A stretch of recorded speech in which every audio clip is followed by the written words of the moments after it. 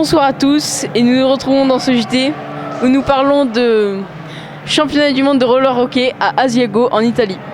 Et nous retrouvons tout de suite nos deux envoyés spéciaux, Benjamin et Maxime.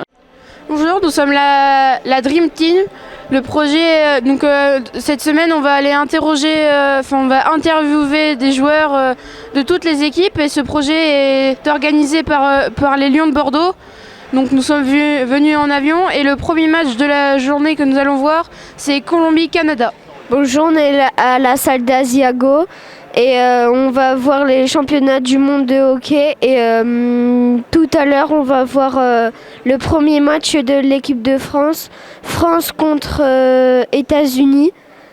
Merci à Benjamin et à Maxime. Aujourd'hui nous allons interviewer Marina Corbeil, joueuse d'équipe de France qui a mis le but en or, qui a fait remporter la victoire à la France. Et nous nous retrouvons avec Iban à Roanne. Avec Marina de l'équipe de France féminine senior. Bonjour. Qu'est-ce que ça fait de marquer le but de la victoire ? Ça fait énormément plaisir, on ressent beaucoup de choses à ce moment-là. C'est dur de le décrire, mais c'est une délivrance, un soulagement de se dire on a aidé à faire gagner l'équipe, donc c'est cool. Merci. Quel est ton métier ? Pour l'instant, c'est maman à plein temps.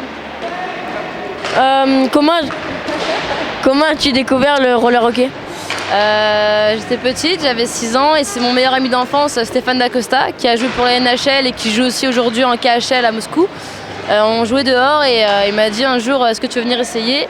J'ai été, j'ai mis les patins et j'ai tout de suite aimé, j'ai jamais changé de sport et j'ai toujours pratiqué le roller hockey. D'accord. As-tu des rituels avant le match ?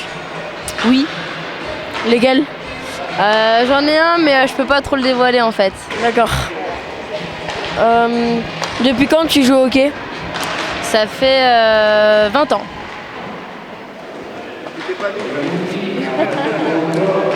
Comment trouves-tu l'organisation ? C'était une très belle organisation, mais après honnêtement un peu spécial parce qu'il n'y a pas eu de cérémonie d'ouverture en Italie, ce qui fait bizarre parce qu'il y a toujours une cérémonie d'ouverture. Donc un peu déçu par ça, mais sinon tout le reste ça a très bien été, il n'y a pas eu de retard au niveau des matchs, ce qui est très bien. Donc tout a très bien été et merci aux organisateurs d'Italie pour ce championnat du monde. Aujourd'hui, nous avons rencontré le coach de l'Espagne avec Kazé. Il nous a donné son point de vue sur les équipes de ce mondial. Bonjour, je m'appelle Kazé, je suis avec l'entraîneur de l'équipe espagnole. Bonjour, comment allez-vous ? Bonjour, ça va très bien, merci. Et toi ? Moi ça va, j'aimerais vous poser quelques questions. Tout d'abord, j'aimerais savoir depuis combien de temps vous entraînez cette équipe espagnole ? Bon, je suis en charge des équipes espagnoles depuis 2011, donc c'est mon 6e mondial avec les équipes espagnoles. Et ensuite, bon, il y a beaucoup de renouvellement dans les équipes, donc les juniors surtout, ça change à chaque année, mais ça fait 6 ans oui, que je suis au poste. D'accord. J'aimerais savoir quelle équipe vous fait le plus peur dans cette compétition ?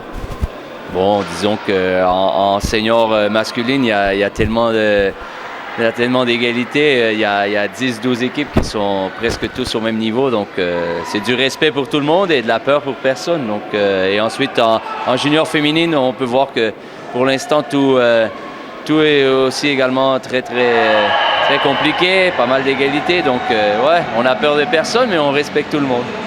D'accord. Merci Kazé pour cette interview. Tout de suite, nous allons parler de la news du jour qui est l'équipe de France qui a gagné face aux États-Unis 2-1. Tout de suite, nous retrouvons Benjamin avec Romain Masson. Salut Romain, qu'as-tu pensé de ce match ? C'était un match assez physique face aux États-Unis.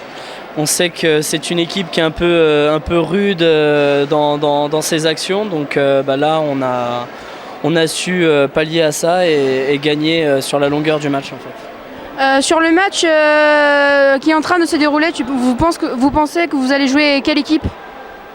Sans contestation, ça va être l'équipe suisse à mon avis qu'on rencontrera en quart de finale, qui est bien au-dessus de l'équipe d'Iran et qui s'est renforcée cette année. Vous pensez que vous allez les gagner ou les perdre ? Quand on va faire un match, on y va pour gagner. Forcément. Donc cette année tu as joué en N1 et tu as gagné cette finale, alors qu'est-ce que tu penses de cette finale ? On a gagné le titre de champion de France, on a fait une très bonne finale.